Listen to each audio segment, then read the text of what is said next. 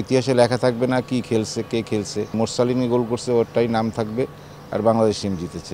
আমার সাথেই পাস খেলে ওয়াল পাস করে দূরপাল্লার শটে গোল করেছিল। প্রতিটা খেলোয়াড় প্রশংসার দাবি রাখে, তারা বোঝা গেছে টিমের প্রতি কমিটমেন্ট আছে। জাতীয় দল এখানে সবার সুযোগ থাকবে, যা আমরা চাই বাংলাদেশ টিমের রেজাল্ট।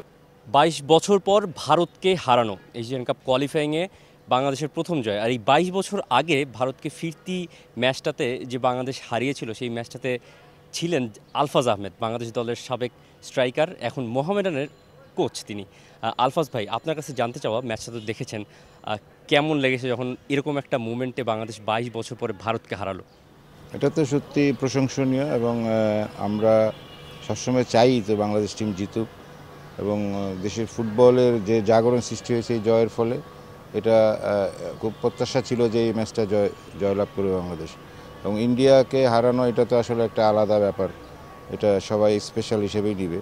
তো আমরাও খুবই আনন্দিত যে ২২ বছর আগে জেতার অনেক দেরি হয়ে গেল আর কি জিততে। আমরা অনেকভাবেই এই ডার্বিটাকে নামকরণ করি ভাই, পদ্মা গঙ্গা ডার্বি, ঝাঝালো একটা ডার্বি। ওই জামাল ভুঁইয়াও প্রেস কনফারেন্সে বলেছিলেন যে অনেক ফাউল হবে, ইয়েলো কার্ড হবে, খেলার মানও তো হয়তো ভালো হবে না, কিন্তু একটা রেজাল্ট নিয়ে বাংলাদেশ বেরোবে। সেই রেজাল্টটা নিয়ে বাংলাদেশ বেরোলো। আগের ম্যাচগুলোতে আমরা দেখলাম বাংলাদেশ খুব বেশি পাসিং ফুটবল খেললো, শেষ দিকে অনেক আক্রমণ করলো, কিন্তু জয়টা পাওয়া হচ্ছিল না।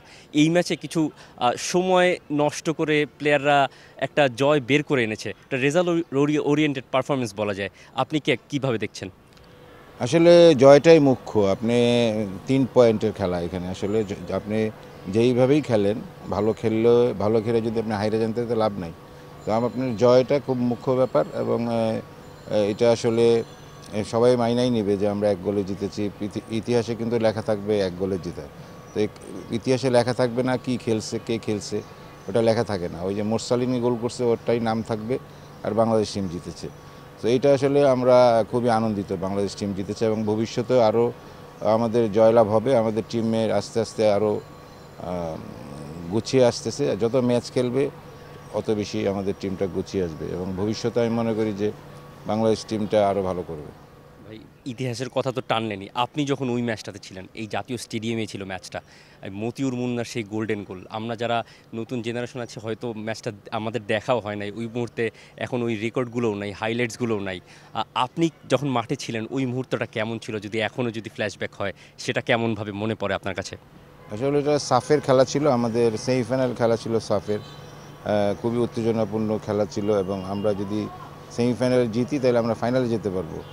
তখনটা ছিল আপনার গোল্ডেন গোল। তো গোল্ডেন গোলের সময় মতিউর মুন্না আমার সাথেই পাস খেলে ওয়াল পাস করে দূরপাল্লার শটে গোল করেছিল এবং গোল করার সাথে সাথে খেলা শেষ, এক্সট্রা টাইম আর নাই। তো এইটাই একটা অবাক কাণ্ড যে এই খেলা শেষ হয়ে গেল, গোল দিলাম আর খেলা শেষ হয়ে গেল। তো ওই সময়টা আসলে খুবই আনন্দ লেগেছিল। আমরা ফাইনালে গেলাম ওই ম্যাচ জয়লাভের পরে।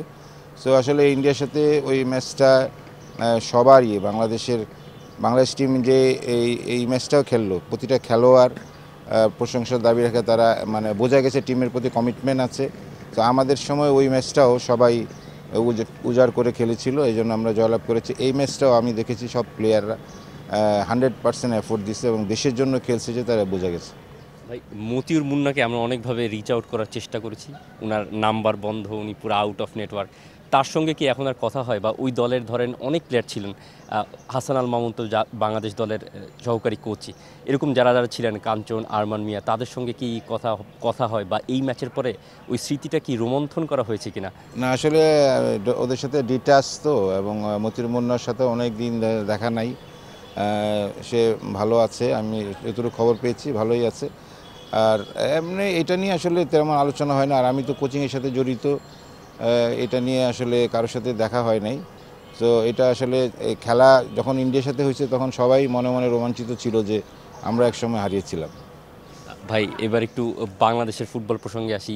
হামজা আসলেন এই বছরের শুরুর ম্যাচটা হামজা খেলেন মার্চে, ডিসিশনটা নিয়েছেন গত বছরের ডিসেম্বরের দিকে। হামজা আসলেন, তারপরে অনেকগুলো প্রবাসী বংশোদ্ভূত প্লেয়ার দেখেছি একই ধারাবাহিকতায়, ফাহমিদুল, সমিত, জায়ান, সবশেষে এই যে কিউবা আসলেন। এই ধারাবাহিকতাটা অনেকেই দেখতে চান, জামাল ভুঁইয়া দেখতে চান, হয়তো অনেকে দ্বিমত পোষণ করেন যে বাইরের দেশ থেকে আসলেই খেলার সুযোগটা দিয়ে দেওয়া হবে কি না, এরকম একটা দ্বিধাদ্বন্দ্ব থাকে আর কি। আপনি এজ এ সাবেক ন্যাশনাল টিমের স্ট্রাইকার আর মোহামেডানের কোচ, দেশি প্লেয়ারদের কি ওই কম্পিটিশনটা কিভাবে দেখেন? হেলদি ওয়েতে দেখেন নাকি এই কম্পিটিশনটা একটা থাকা দরকার ন্যাশনাল টিমে? এটা তো আসলে জাতীয় দল, এখানে সবার সুযোগ থাকবে। আপনি দেশি বলেন আর প্রবাসী বলেন, সবারই সুযোগ থাকবে। এখানে যে ভালো পারফরমেন্স করবে, যে ভালো খেলবে, সেই সুযোগ পাবে। এখানে আমার আত্মীয় নাই, ফুটবল ফেডারেশন কারো আত্মীয় নাই, আর ফেসবুকের মানুষের কারো আত্মীয় নাই। এখানে যায় ভালো খেলবে, যারা ফুটবল কমিটিতে থাকবে, কোচ যারা থাকবে, তারা ডিসিশন নেবে যে আমার কাকে দরকার। অবশ্যই এখানে সবার জন্য ওয়েলকাম। বাংলাদেশ ফুটবলে সবাই খেলতে পারে, আপনি যদি ভালো খেলতে পারেন আপনাকেও নিবে। সো এখানে আসলে দ্বিমতের কোনো প্রশ্ন নাই, দ্বিমত করার কোনো জায়গা নাই। তো যা আমরা চাই বাংলাদেশ টিমের রেজাল্ট XY যেই খেলুক ভালো খেলতে হবে, জাতীয় দল তাদের জন্য খোলা থাকবে। ভাই এবারে শেষ প্রশ্নে আসি ভাই, বাংলাদেশের ক্লাব ফুটবল, যে ফুটবলটা দিয়েই হয়তো বাংলাদেশের পাইপলাইনটা তৈরি হয়, বেশি বেশি ফুটবলার উঠে আসে, এক সময় আপনারা উঠে আসছেন, তারপরের ধারাবাহিকতায় এমিলি, মামুনুল, অনেক প্লেয়ার আসছে। এই ক্লাব ফুটবলে তো এখন খুব একটা ভালো পজিশন নেই। শীর্ষ যে ক্লাবগুলো আছে সবাই একটা ফাইন্যান্সিয়াল একটা ক্রাইসিসের মধ্য দিয়ে যাচ্ছে। বাংলাদেশ ফুটবলের যে এই ধারাবাহিকতাটা, দর্শকদের আগ্রহ, উন্মাদনা, সব কিছু যদি ধরে রাখতে হয়, কি করার আছে আসলে ক্লাবগুলোর, বাংলাদেশ ফুটবল ফেডারেশনের, কিভাবে এই সমস্যা থেকে নতুন বছরে ঘুরে দাঁড়ানো যায়? এটা আসলে ক্লাব ফুটবলের অনেক ভূমিকা আছে বাংলাদেশের ফুটবলের এগিয়ে নেওয়ার জন্য। যদি আপনার খেলোয়াড়রা যদি ফাইন্যান্সিয়ালি কোনো ধরনের লাভ না হয় কিংবা কোনো ধরনের সুযোগ না থাকে, যেমন এই বছর আমরা দেখছি যে 5টা এশিয়ান কোটা, মানে সাউথ এশিয়ান কোটা 5 জন প্লেয়ার খেলতে পারবে। সো একটা টিমে 3 জন ফরেনার আর 5 জন কোটার খেলোয়াড়, মানে যারা কোটা হিসাবে, মানে দেশি হিসাবে খেলতে পারবে, বাট আমাদের জাতীয় দলে খেলতে পারবে না। সো এই জায়গাটা আমি মনে করি যে এখানে দেশি খেলোয়াড়দের খেলার সুযোগ কমে গেছে, এবং এটা আসলে সাফের খেলোয়াড়দের জন্য সুবিধা হয়েছে, তারা আমাদের দেশে এসে খেলতে পারতেছে একটা কম্পিটিশন লিগ। সো এইখানে আমার মনে হয় যে ভবিষ্যতে আগামীতে যদি এই জায়গাটা যদি চিন্তা করে, তাহলে আমাদের দেশি খেলোয়াড়রা বেরিয়ে আসবে। আসলে সারা বাংলাদেশের খেলোয়াড়রা যেখানেই আছে, তারা এসে ঢাকা লিগে খেলবে। এখানেই যদি সুযোগ না পায়, তাহলে তারা পারফর্ম করবে কোথায়? তো আমার মনে হয় যে এই জায়গাটা একটা খুবই ভুল ডিসিশন হয়েছে। আমরা সাউথ এশিয়ান 5 জন খেলোয়াড় খেলিয়ে এটা আসলে আমাদের দেশীয় খেলোয়াড়দের ওঠার রাস্তা বন্ধ করে দিয়েছি। অনেক ধন্যবাদ ভাই আমাদেরকে এতখানি সময় দেওয়ার জন্য। ভারত ম্যাচের স্মৃতি রোমন্থনও হলো, আর ভারত ম্যাচ দিয়ে সামনের বছর কিভাবে বাংলাদেশ ফুটবল ঘুরে দাঁড়াতে পারবে সেই বিষয়ে আলোচনা হলো। For more updates, subscribe to our YouTube channel and click on the bell icon. Follow us on Facebook and Instagram. Download T-Sports app to enjoy exciting games and highlights. Visit tsports.com.